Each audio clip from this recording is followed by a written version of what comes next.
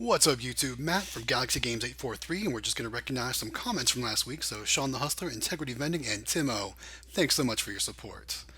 So, here at Galaxy Games, we had a bit of a crazy Saturday morning, but before we get into it, we're going to stop off at our local grocery store. As you can see, we've got Coke 12 packs on sale, four for $10, which comes out to like a really cheap amount per can.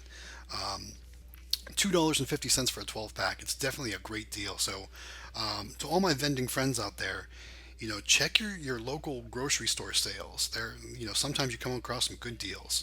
Now, unfortunately for us, though, this one had a limit of four, so I can only get four 12 packs of Coke. But for $2.50 a piece, you certainly cannot go wrong. So we're just going to take this out to the checkout, and we're going to fight with our self checkout here. As you can see, it's ready to go, but I'm like, do I need to scan it with a little price gun, or can I just scan it right on the actual sensor there? So I'm using the sensor and it's saying don't put it on the weight scale. So, so I'm just gonna kind of scan it manually here while we get those done. I think that's number three there. Gave me a little trouble, but we finally got it. And then number four. Here we go. All right, so once we got those scanned, you can see the total is going to be just $10. There's no taxes on the soda here in South Carolina, which helps out a lot. So let's see if we can flash that right there. $10 and no tax. There we go. So we're going to go ahead and take care of that and take that out to the car. And then coming up, here's the problem that we had this morning. Here's where the fail starts. Saturday morning, 6 a.m.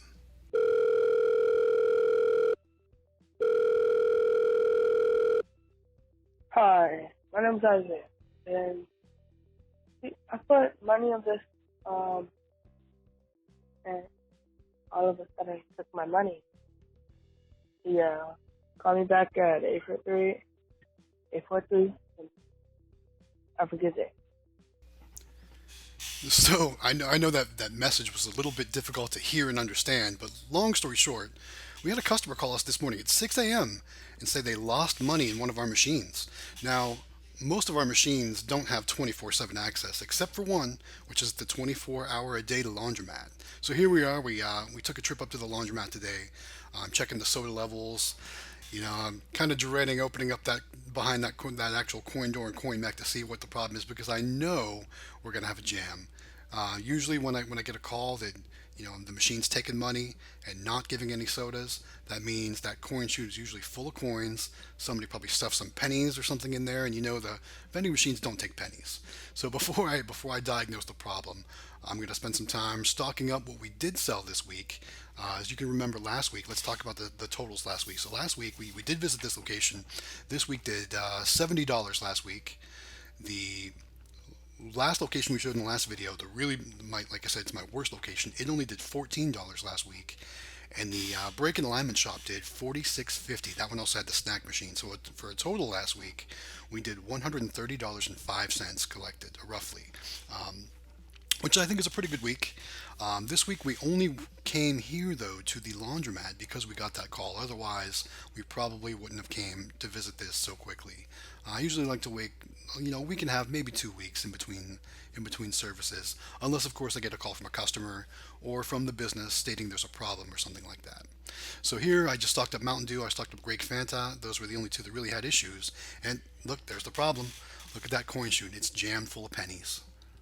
So as you can see, obviously, if somebody puts coins in, it's just going to stack up into that uh, jam there, and it's not actually going to go down through the coin mech and give them a credit in order to buy a soda. So here I am. I'm going to open it up. I'm going to, kind of pull it apart and manually pick out all the coins that were all jammed in there. I'm going to make sure everything's clear. And now it's time to get all those coins out of that chute. So I didn't want to just have them spilling out all over the place. So I try to gingerly kind of, pull a couple out here and then maybe shake a couple loose. But I wasn't really having much luck there, as you can see. So now it's time to get a little more out of it. And you can see the rest shift down, and I'm still having pennies jammed in there, which seemed to be the problem here. So I got a few more to fall. But here's where it got to the point where I wasn't having much luck getting them to fall. So it was time to get two hands involved. There, I got a few more pennies to fall. But now, as you can see, right at that bend there, we got a row of pennies jammed, and then looks like some quarters behind it. We had a lot of different coins this week in the stuck in that coin chute, and in the coin bucket too. So before the jam happened, there we go. I actually had to pop the chute open, and then the rest came out. So I'm just going to clip that closed back up so we can make sure that everything is good to go. And then we're going to run some tests. We're going to run a dollar bill test, and you'll see why in just a second. And then we're going to run a coin test. But now remember, this is at a laundromat, so most people here have extra quarters from their laundry cycle. So this location doesn't always get a lot of dollar bills, but you're going to see this week it was even funnier. So we're going to pour all of our coins from the coin bucket into our bank bag there and shake that around. But here's where I almost had to laugh. So I pulled the dollar bill acceptor and look at that, two whole dollars. Usually this machine does better with dollars, but it also, like I said, it's a laundromat, so most customers have coins. But you can see we have a little visitor there too, and that's another downfall of having vending machines located outside of a business. You get some wildlife every now and then. I had to clear a spider from the dollar bill acceptor the other week, which was actually stopping the dollar bill acceptor from accepting dollars. So let's clear this little guy out here. Let's get this little tree frog, a little sticky frog, some people call it, and we'll get him out of the way. There, he jumped down. I'm just gonna help him along to hop him out of the way so he doesn't get injured while we're working on the machine there. So now it's time to close the machine up and test to make sure that the coins and the dollar bills are working, because usually we have a few more dollar bills than just two. So we're going to make sure everything's working, and then we're going to lock it up for the day. All right, so we're testing that dollar bill acceptor, and that vended a Pepsi just fine.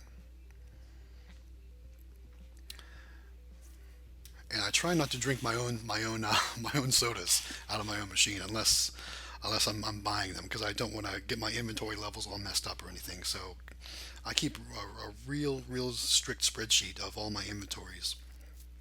And I did a count off camera. So now I'm going to test the coin acceptor and make sure that that's all working properly, and that we're not having any more jams since we've cleared the coin chute. And we're going to try another Pepsi, and we are good to go. There it is. All right, another Pepsi, and our coins are now clear. Our machine is working like it should, and it seems like crisis is averted. I did try to call that customer back, but unfortunately, I did not get an answer. So hopefully they'll come visit us again and use our machine again. But that's going to be about it here at this location. So what we're going to do next is we're going to lock her up, make sure it's secure, and then we're going to take our bank bag home and do a quick count of all that change. The dollar bills are easy, but we're going to count the change next. Here we go. Nope, we got to make sure our little visitor guy is safe and cleared. There he is. Comment down below what name you want to name our little frog. All right, we're back in the home office, and we've got our Royal Sovereign FS-2D coin counter and sorter, and it's going to do all the work for us. As you can see, we've got a couple games in the background. We've got our, to the left, we have our coin pusher, which one commenter asked about if we were going to run a coin pusher in that game store. I would love to, but in South Carolina, they just won't let us do it for some reason. I guess they think it's too much like gambling. We also got a couple other games behind it there. We've got a Mortal Kombat 2, a Dr. Mario, and my favorite arcade game ever, Donkey Kong, and it's the red version as well. So this Royal Sovereign is going to count and sort our coins for us, and I can't add them all in there all at once because it does get jammed up.